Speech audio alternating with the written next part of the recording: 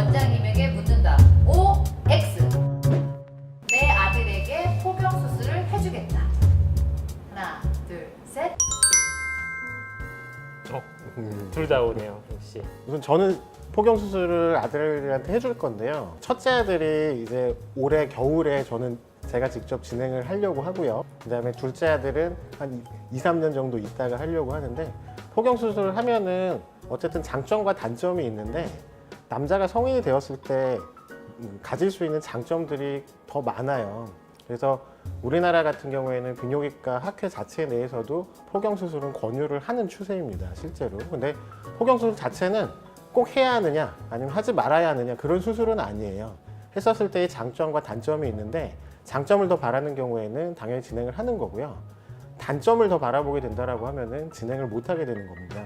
근데 비뇨기과 의사로서는 장점에 대해서 더 매력을 느끼기 때문에 제 아들들한테도 포경 수술을 지금은 권유를 하고, 아들들도 그거에 대해서 자기 인지를 하고 그다음에 동의를 해서 첫째 아들은 올해 겨울에, 둘째 아들은 아마 2년 정도 후 겨울에 진행을 할 예정입니다. 겨울에 하는 이유는 여름에 하면 샤워를 잘 못하니까 냄새가 나요. 겨울에는 며칠 샤워 안 해도 냄새 별로 많이 안 나기 때문에 보통 겨울에 많이 하고, 그다음에 여름 겨울에 하는 것 자체가 그 상처 치유 지연이라던가 아니면은 잘 안 아문다던가 그런 거는 사실상은 큰 차이는 없다고 돼 있으니까 너무 걱정은 안 하셔도 될 것 같습니다. 저 같은 경우에도 마찬가지로 해줄 것 같습니다. 실제로 포경 수술이 이제 유병률을 좀 낮출 수 있는 성병들도 좀 있거든요. 에이즈라던가 혹은 뭐 이제 곤지름 바이러스 같은 거를 이제 조금 유병률을 좀 낮춰준다, 이런 얘기도 있기 때문에 실질적으로 비뇨기과적으로는 좀 해줘서 많은 좀 이득을 어느 정도 볼 수 있는 그런 수술이기 때문에, 저는 사실 지금 자식은 없지만 아직은 이제 조만간 좀 좋은 소식이 있을 것 같아서 태어나면은 추후에서도 이제 원장님 말씀대로 해주는 거를 좀 생각을 하고 있습니다. 딸은 물론 아들에게도 자궁 경부암 백신을 접종하겠다. 이것도 둘 다 오네요. 그러니까 백신 주사가 지금 허가를 받아 있는 나이가 여성한테만 나 있어요. 남성한테는 아직 공식적으로 허가가 나 있는 게 아니기 때문에 실제 남성한테 맞춰주는 경우에는 이제 혹시 문제의 소지가 될 가능성이 있거든요. 근데 지금 대다수의 지금 학회상에서는 돌아가는 분위기는 남성이든 여성이든 그 자궁경부암 백신 주사는 다 맞는 것이 결국에는 좋은 게 아니냐라고 하는 쪽으로 지금 흘러가고 있기 때문에 결국에는 나중에는 다 바뀔 것 같습니다. 추가로 좀 말씀드리면요, 이 자궁경부암 백신은 이제 3번 맞아야지 효과가 있습니다. 한 번 딱 맞고 이제 끝, 이게 아니라 1년 이내로 이렇게 3번을 맞는 스케줄이 있는데, 좀 귀찮긴 하지만 그래도 이렇게 맞아가지고 확실하게 이제 곤지름 바이러스를 예방할 수 있는 것이 아무래도 좀 도움이 많이 되겠죠. 아내에게 비뇨기과 가는 것을 권하겠다. 하나, 둘, 셋. 짜신 거 아니죠? 저희는 당연히 비뇨기과 의사니까 만약에 저희 집사람이 비뇨기과적인 문제가 있다라고 하면은 제가 먼저 확인을 하고, 만약에 못 오는 상황에는 가까운 비뇨기과에 가서 진료를 보라고 얘기를 하겠죠. 근데 우리나라 여성분들의 대다수는 방광염 같은 비뇨기계 질환이 있어도 여성 산부인과 의사들이 많은 산부인과 쪽으로 접근성이 좋기 때문에 가시는 경우가 많아요. 생식기 계통 쪽의 문제는 당연히 여성분들 같은 경우에는 산부인과 쪽을 가시는 게 맞겠지만, 소변을 보는 게 불편하다던가 비뇨기 계통 쪽의 문제는 당연히 비뇨기과에 오셔서 진료를 보시는 게 당연히 맞죠. 그러니까 여성분들도 비뇨기 계통 쪽에 문제가 있다라고 하면은 비뇨기과에 오시는 게 맞습니다.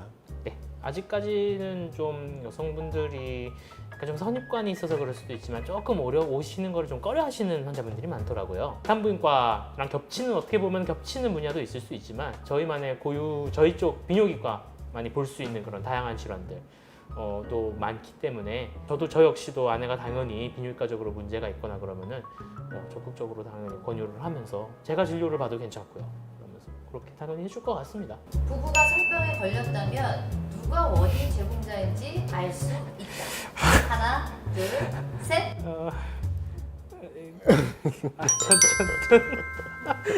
이거 어렵네요.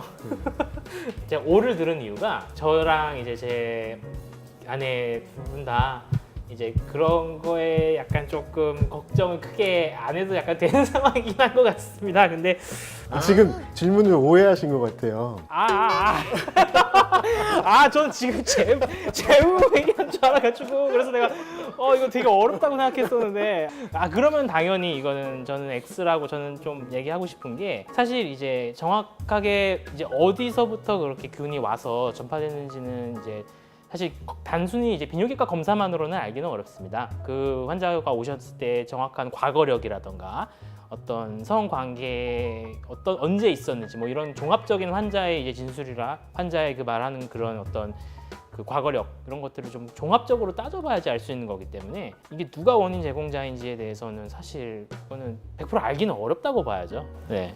그렇죠. 그러니까 네. 성병균 검사에서 성병이 나왔다라고 했었을 때 이게 누구한테 왔는지 인과관계를 알 수는 없어요. 그러니까 그 세균이 있다, 바이러스가 있다 없다의 유무 정도만 확인을 할 수 있는 거거든요. 근데 제가 이렇게 중간을 든 거는 혹시라도 정말 당사자 두 분이 오셔서 1대1로 개인적으로 과거력에 대해서 정확하게 캐물었다. 그러면은 어느 정도 알 수도 있을 것 같아서 이렇게 중간을 든 겁니다. 근데 실제로 검사 결과를 놓고 이게 어디서 누구한테 언제 왔는지에 대해서는 알 수가 없고 그 세균이나 바이러스가 있다 없다의 유무만 알 수 있기 때문에 사실은 이 X가 맞을 것 같습니다. 비뇨의학과 주치의가 필요한 이유가 있나요, 원장님? 우선 20, 30대 같은 경우에는 성적으로 활발한 나이기 때문에 성적인 파트너가 많으신 경우에는 성관계와 관련될 수 있는 질환에 대해서 주기적으로 확인을 해보시는 게 당연히 좋고요. 그 다음에 40대, 50대 같은 경우에는 여성 같은 경우에는 요실금, 아니면 과민성 방광, 간질성 방광, 남성 같은 경우에는 전립선 비대증이나 전립선 염증 같은 배뇨장애 질환이 있을 가능성이 높거든요. 그런 부분에 대해서 분명히 확인을 해보시는 게 좋습니다. 또한 남성의 40, 50대 같은 경우에는 남성 호르몬이 떨어지는 갱년기 증상이 또 있을 수 있기 때문에 확인을 해보시면 더더욱 좋죠. 60대, 70대 같은 경우에는 비뇨기 계통 악성 종양 같은 것들이 생길 수 있을 만한 나이거든요.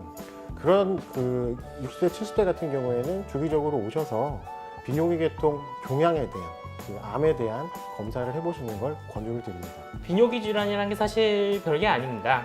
이제 우리가 평소 항상 소변을 보고 살기 때문에 조금이라도 이제 소변을 보실 때 불편하신 거라던가 혹은 이제 아까 말씀 주셨듯이 젊은 분들 같은 경우에는 조금 이제 성병이라던가 이런 게 조금 의심되거나 혹은 이제 검사를 받고 싶으신 분들 어떻게 보면 조금 가기 민망하거나 좀 접근하기 어려울 수 있는데 저희가 이제 의료진이 최선을 다해서 다 이제 도움을 드리고 그거에 맞는 솔루션을 그리고 치료를 저희가 드릴 것을 약속드립니다.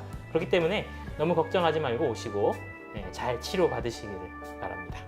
네, 오늘은 여기까지였고요. 다음에 또 알찬 정보로 찾아뵙도록 하겠습니다. 감사합니다. 감사합니다.